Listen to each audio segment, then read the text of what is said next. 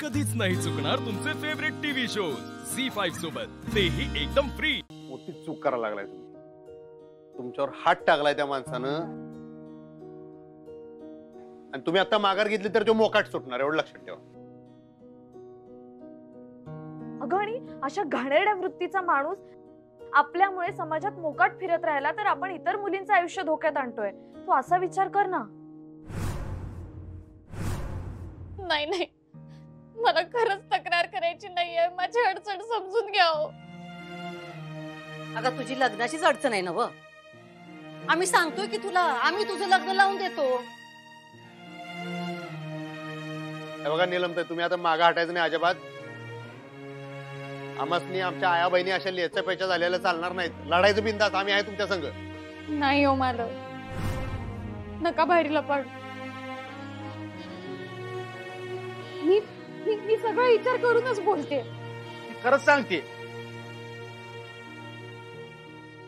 तिला माहितीये का ती खोटं बोलतेय म्हणून, कारण ती जी माझ्यावर आरोप करते ना ते कुठं बी कोर्टात बी सिद्ध होणार नाही आणि पोलिसांकडे बी सिद्ध होणार नाही। खोटं बोलते, मी सांगितलं अगोदर।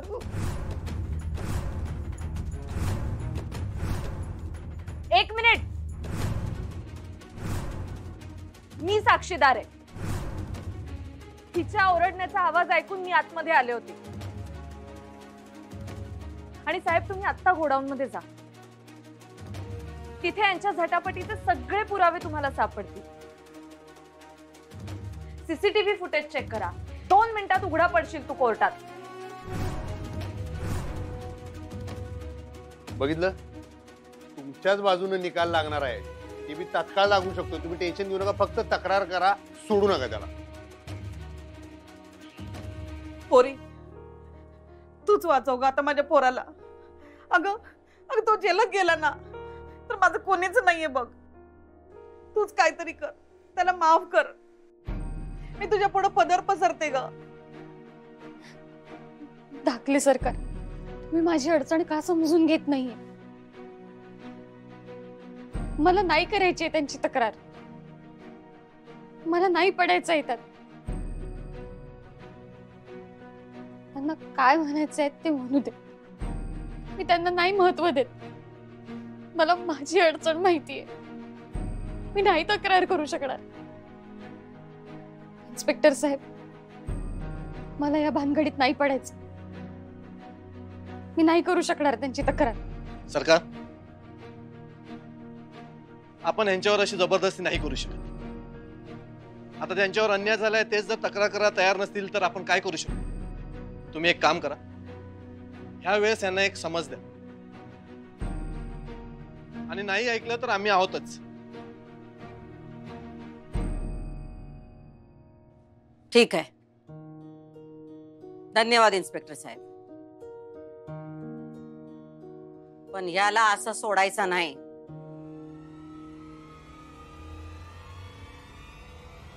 याला नोकरीवर हाकलून द्या आत्ताच्या आत्ता।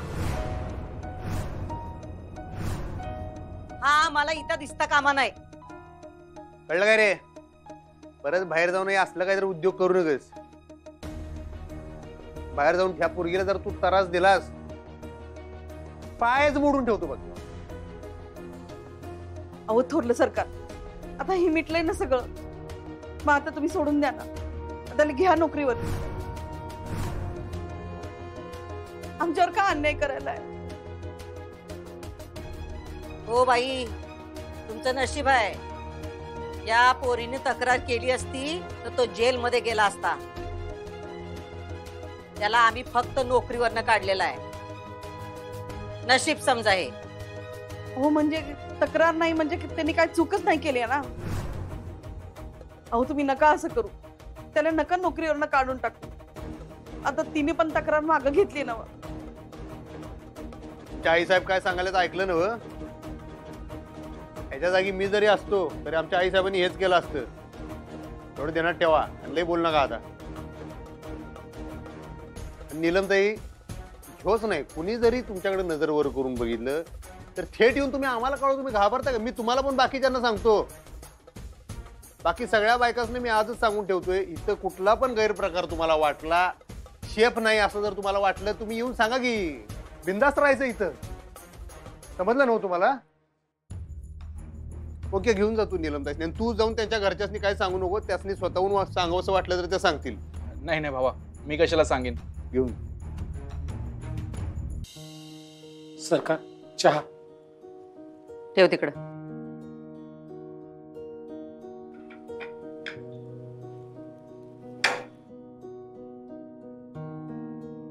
या अधिपती, चहा घ्या.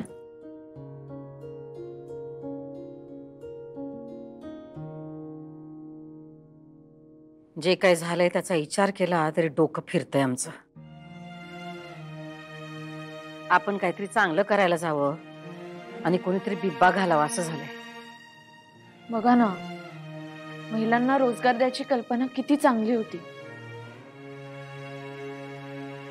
एका माणसामुळे सगळ्यावर प्रश्नचिन्ह निर्माण झाले. खरं तर त्याला पोलिसांच्या ताब्यातच द्यायला पाहिजे होतं, पण त्या नीलमची तयारी नाही तर आपण तरी काय करणार.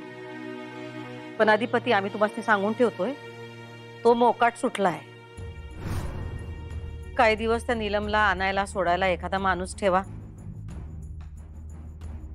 तो बाहेर पण तिला तारास देणार नाही. तसंच करायला लागणार आहे. फॅक्टरीच्या आसपास जरी फिरकताना दिसला तो, तर सरळ त्याला पोलिसांच्या ताब्यात द्या. अजिबात हायगाय करू नका. तेच करतो. नाही म्हणलं तर आपलीच जबाबदारी आहे.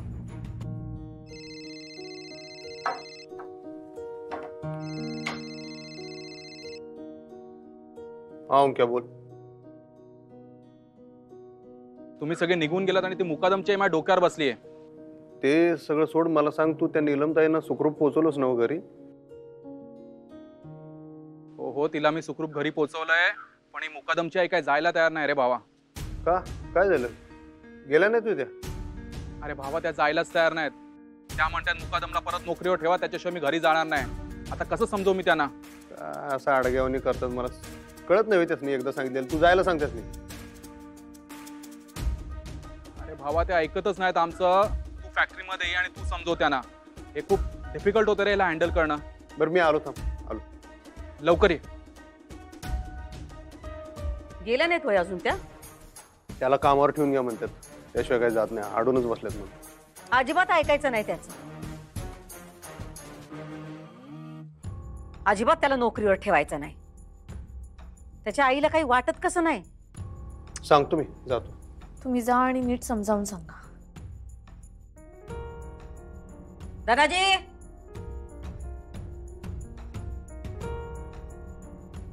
हे सगळं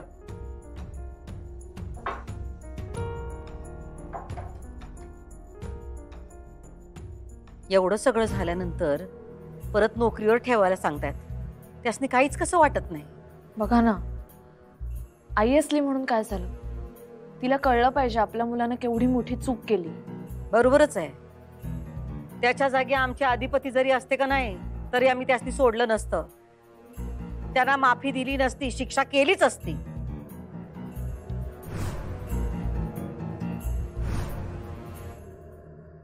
झी5 ॲप डाउनलोड करा आणि पहा सर्व एपिसोड्स एकदम फ्री.